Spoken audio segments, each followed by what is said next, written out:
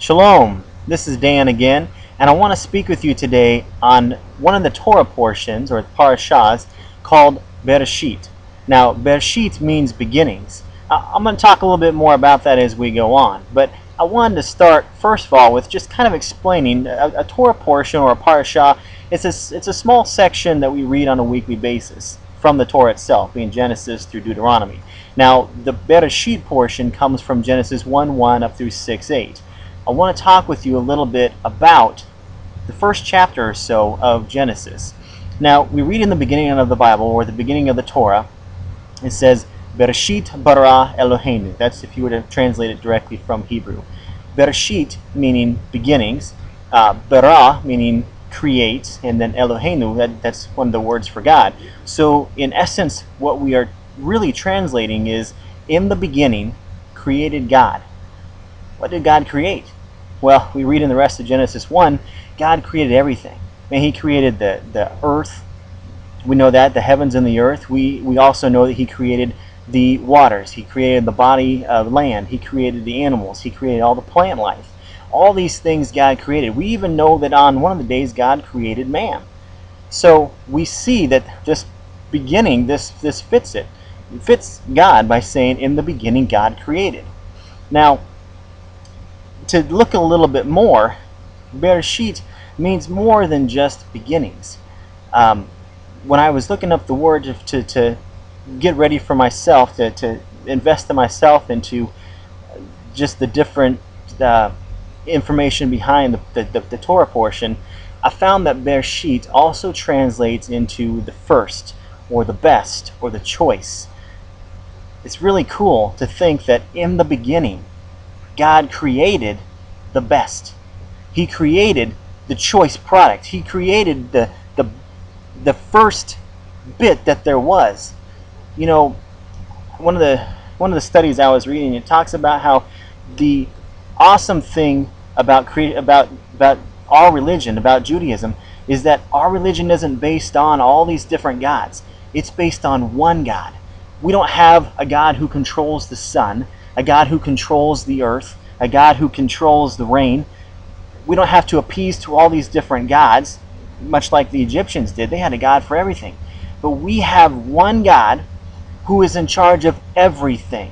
He alone deserves our worship. We don't have to split our worship up by saying, oh, I praise you to the sun god. I praise you to the water god. I praise you to all these other gods. No, man, we give our praise and our allegiance to one God.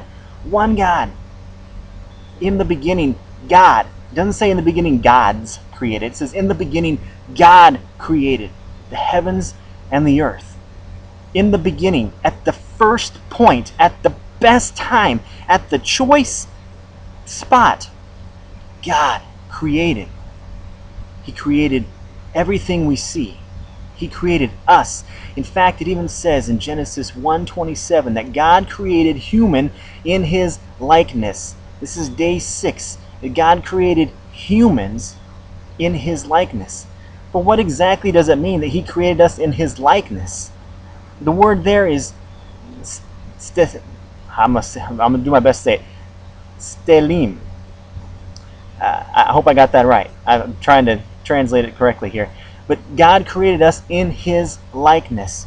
He didn't make us from some recycled pieces and hope that it all worked out good. He made us with purpose. He made us with a specific intent. In the beginning, we were created. We were created with purpose, for a purpose, by God Himself. There was a reason. We see that God made us in His likeness. He breathed life into us. You know, we all know the story of Adam and Eve, and that Adam was made first, and he had rulership over all the animals, and he took the time to name all the animals. And you know, sometimes I wonder how he came up with the names for these animals. You know, what feature, what characteristic did he pick to name a lion, or to name a rhinoceros, and how many hours did he sit there and think up new words? You know, it just amazes me. But still, that was his job. That's what he did. And then God realized that every animal had a mate except for man. And so he put Adam to sleep. And when Adam woke up, from the rib of Adam was a woman.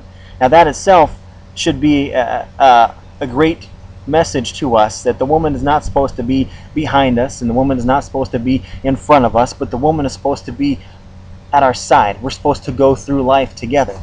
But going back into the likeness aspects, we see that God made male and female out of his likeness.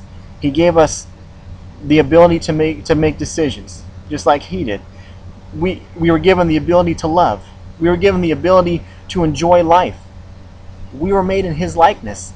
I used to think when I was a kid and reading that verse that it meant that maybe this little section of my cheek right here, maybe that was part of God's cheek. But it's so much more than that. It's the fact that I'm made in his likeness. He thought of me. He purposely designed me. I wasn't just some freak lab experiment. I was made on purpose. So are you. That's the greatest thing about this. God knows what he's doing. He enjoys what he's doing. And he never gets bored with what he's doing. And he never runs out of ideas. Never. In fact, I heard another minister, Jensen Franklin, was saying that even when it looks like God is trapped in a corner, he still has one more move. Man, that's a powerful message. We don't have to worry about God running out of ideas. We don't have to worry about God being pushed in the corner and given up. He's always got one more move, one more step, one more thing that he can do. But I want to go back a little bit more here to Bereshit. Every year, when the year begins, I pray and I ask God, what is your word for this year? And I think I've shared this before. My word that I got this year was Bereshit. This was the year that God was telling me specifically that he wants to start all things new again. And I don't believe it's just for me. I believe that that's for you as well. That this is the year that God is saying to us as the church, I want to start things afresh. The Bible is all about God starting new things. Even when man messed up, he still got a chance to start over. And so it is the same with us. We are at a time now where I believe God is saying, I want to start things over. I want to make things new. I want to do it again. And so he wants to do it in your life this year. There's a reason for you this year.